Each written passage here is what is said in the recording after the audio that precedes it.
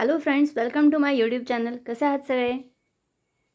So guys, आज finally मी एक खूप धाडसी पाऊल उचललंय आणि ते म्हणजे मी आज स्वतःचा हेअरकट करणार आहे. कारण का जवळपास 1-1.5 वर्ष झालं मला हेअरकट करता आलेलं नाही आहे आणि सगळं सेटिंग वगैरे सगळं चेंज झालं आहे. स्टेप्स सगळ्या बिघडल्या आहेत. त्यामुळे फायनली आज मी करायचं ठरवलं आहे. त्यासाठी सगळ्यात आधी मी माझे केस छान धुवून घेतले आहेत. एक रिक्वेस्ट आहे की या व्हिडिओतली कुठलीही स्टेप प्लीज फॉरवर्ड करून बघू नका, कारण का प्रत्येक स्टेप फार महत्त्वाची आहे. त्याच्यामुळे हा व्हिडिओ खूप काळजीपूर्वक बघा. मला इझी वाटेल अशा स्टेप्स मी फाइंड आउट केल्या आहेत आणि अशा पद्धतीने मी इझी स्टेप्स करण्याचा प्रयत्न करणार आहे. तर त्यासाठी तुमच्याकडे जर क्लचर्स असतील तर 1-2 क्लचर्स आणि 2-3 रबर बँड घ्या. त्याच्यानंतर अशा टाईपच्या 2 फण्या, म्हणजे एक साधारण थोडं कमी साईजवाली असलेली अशी आणि एक अशी जे काही टँगल्स असतात आपल्या केसांमध्ये किंवा जो काही गुंता असतो तो काढण्यासाठी ही वाली फणी बेस्ट आहे. त्याच्यानंतर सीझर, केस कापायची सेपरेट सीझर मिळते तीच घ्या. कपड्यांची नाहीतर कागद कापायची अशी कुठली वापरू नका. केसांसाठी वेगळी मिळते बाजारात, तीच घ्या. आणि एक समोर आरसा असेल तर जास्त बरं पडेल आणि एक मागच्या साईडला असेल तर जास्त बरं पडेल. सो माझ्याकडे असा इथे एक आरसा आहे आणि मी हा छोटा आरसा जर मला मागच्या साईडला सेटिंग बघायची वेळ आली तर मी यूज करणार आहे. सो हे असं सगळं साहित्य आहे. तर सगळ्यात आधी पहिली स्टेप म्हणजे काय करायचं, तुमचे जे केस आहेत ते डिव्हाइड करायचे 2 पार्टमध्ये.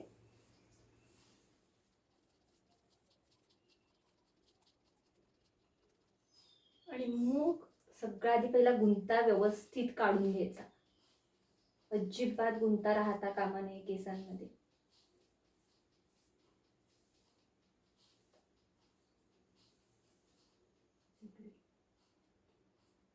कुणाची जर मदत घेतली तर बरं पडेल, पण आता मला मदत करायला कोणीच नाहीये, त्यामुळे हे मला जरा जास्त डिफिकल्ट जाणार आहे, बट इट्स ओके.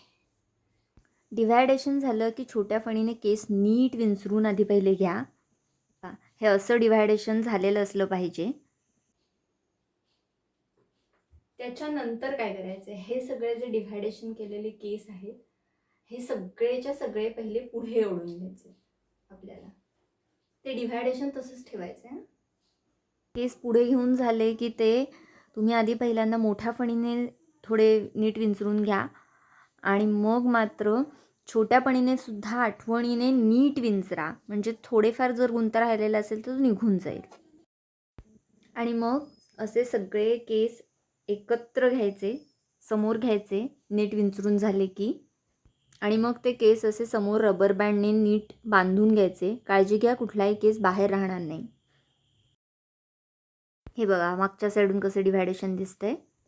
आणि पुन्हा केस नीट विंचरून घ्यायचे आणि आपण वेणीला जसं शेंड्याला खाली रबर बँड लावतो तसंच इथे सुद्धा शेंड्याला खाली रबर बँड लावून घ्यायचा आहे.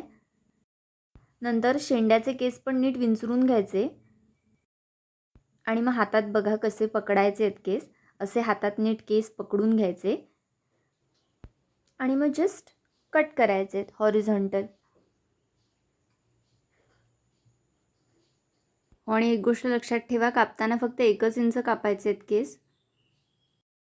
हे असं आता कापून झालेलं आहे. मग आता काय करायचं, कैची थोडीशी तिरकी पकडायची आणि मग असे छोटे छोटे कट्स द्यायचे आहेत. दाखवू कसं तुम्हाला. आय होप की मी नीट दिसत असेल. मी आता हे जे कट करते ते असे छोटे छोटे कट्स द्यायचे आहेत आपल्याला. हे रिपीटेड आहे, प्रत्येक स्टेपच्या नंतर हे करायचंच आहे आपल्याला.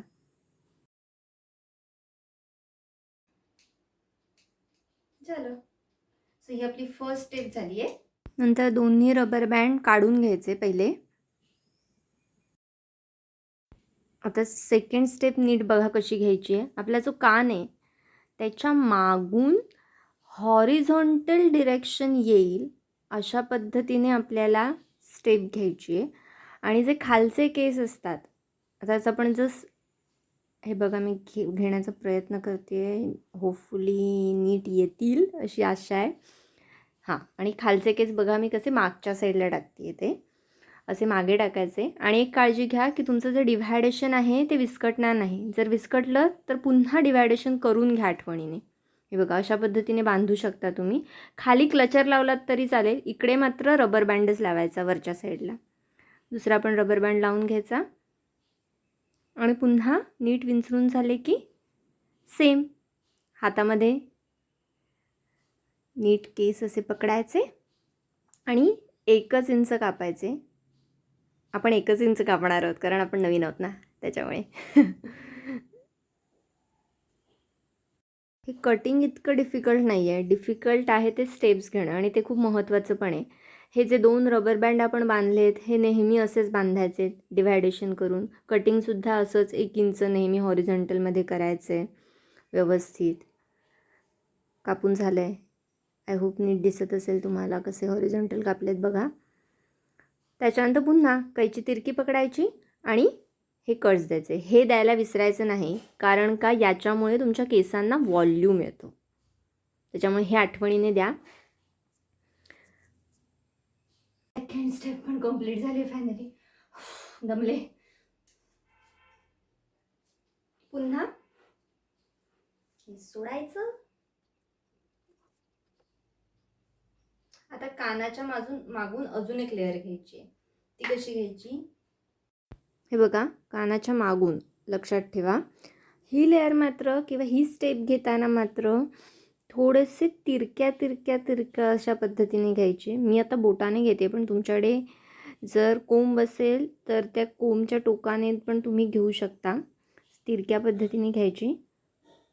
बाहेर काढलेले केस मागच्या साईडला टाकायचे आणि हे पुढचे केस नीट विंचरून घ्यायचे. हे बघा, मागच्या साईडला तुम्ही रबर बँड लावते तिथे तुम्ही क्लचर लावलात मागे तरी पण चालेल. एकदा चेक करून घेऊया. ओके, बऱ्यापैकी आलेत. आणि हे जे पुढचे केस असतात ना, ह्यांचं आपलं मिडल पार्टिशन कदाचित चुकलेलं असण्याची शक्यता आहे. त्याच्यामुळे ते पहिलं करून घ्यायचं सेटिंग. म्हणजे कसं बघा, तर परत हे असं केस बॅकला टाकून हे असं मिडल पार्टिशन परत करून घ्यायचं. केस पुन्हा नीट विंचरायचे आणि मग पुन्हा ते केस सगळे पुढे घ्यायचे. पुन्हा नीट विंचरायचे. विंचरणं, केस फार चांगले विंचरणं फार गरजेचे आहे. आणि मग छान विंचरून झाले की पुन्हा रबर बँडने समोर बांधून घ्यायचे.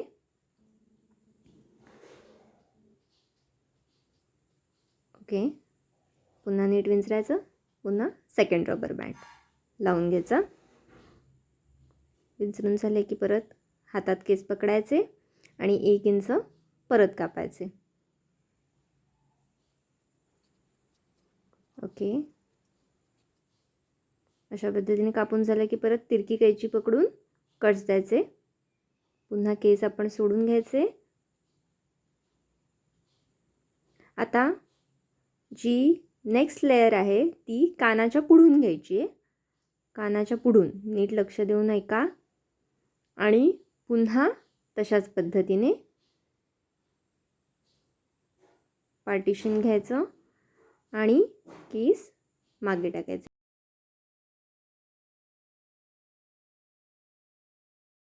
फक्त कानाच्या पुढून घ्यायचे हे विसरू नका. हे बघा,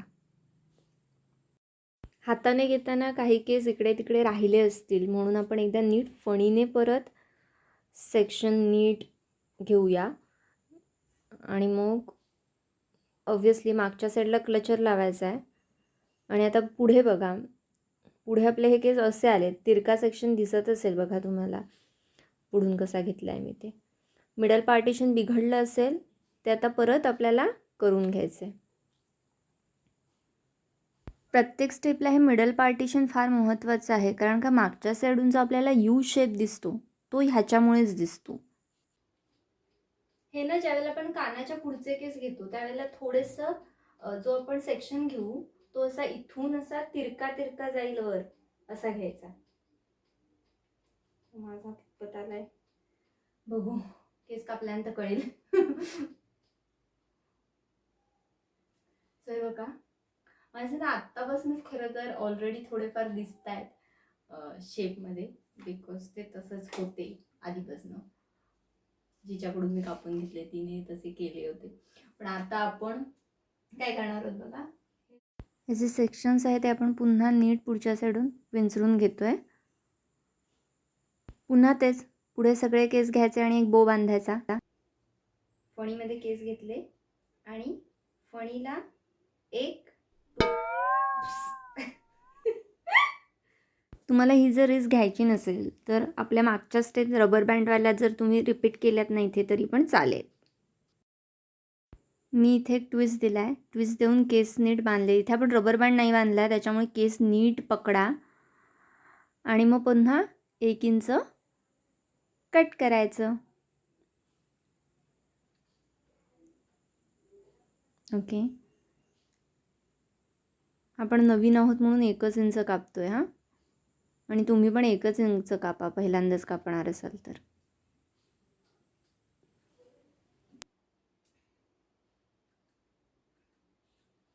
पुन्हा कापून झालं की हे मात्र विसरायचं नाही कधीच करायला, कारण का त्याच्यामुळेच तुमचे केसांना व्हॉल्यूम येतो.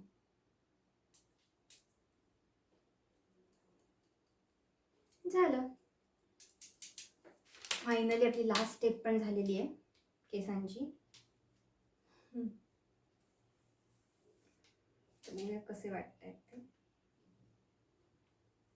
सो अशी आपली हेअरकटची ही होती, स्टाईल होती. पुन्हा एकदा व्यवस्थित दाखवते पुढून कसे दिसत आहेत ते आपण बघूया.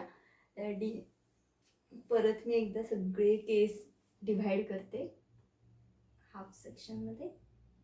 सो असा आपला हेअरकट होता. हेअरकटने खूप दमवलंय मला अक्षरशः. बट मला असं वाटतंय की हा मला जसा हवा तसा झालाय. मला खरं तर फ्लिक्स आवडतात, पण मला फ्लिक्सची आता रिस्क नाही घ्यायची. त्याच्यामुळे आपण पहिल्यांदा हेच बघूया. फ्लिक्ससाठी वाटल्यास मी एक दिवस कधीतरी असंच माझा मूड झाला तर आपण नवीन व्हिडिओ बनवू. So this is how it looks. आणि समोरून हे असे दिसत आहेत आणि I am quiet satisfied with it. आणि मागून हे असे दिसत आहेत. हे बघा, एवढेच केस कापलेत मी. फार मोठे आणि फार जास्त कापलेले नाही आहेत. 1-1 इंचाचंच घेऊन कापले. गाईज, आता आपला हेअरकट व्यवस्थित झालाय करून आणि आता आपण फायनली ड्रायरला यूज करणार आहोत.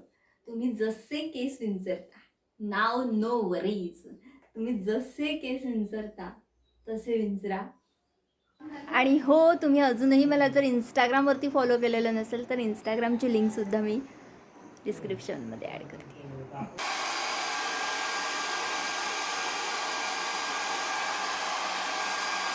This is the final output of my hairstyle, guys. हे असं क्लच लावून सॉलिड वाटतं, सॉलिड. आणि गाईज, तुम्हाला माहितीच आहे की आपला गप्पा टप्पा हा लाईव्ह चॅट शो यूट्यूबवरती चालला आहे. तर त्या चॅट शोच्या सगळे जे काही अपडेट्स आहेत हे तुम्हाला आपल्या फेसबुक ग्रुपवरती मिळतील. तर त्याची लिंकसुद्धा मी डिस्क्रिप्शनमध्ये ॲड करते आहे. सो गाईज, तुम्हाला माझा हेअरकट कसा वाटला आणि हा व्हिडिओ तुम्हाला कसा वाटला हे मला कमेंट बॉक्समध्ये नक्की कळवा. व्हिडिओ आवडला तर लाईक करा, कमेंट करा, शेअर करा आणि चॅनल सबस्क्राईब करायला विसरू नका, म्हणजे माझ्या अशा छान छान व्हिडिओचे अपडेट्स तुम्हाला येत राहतील. थँक्यू.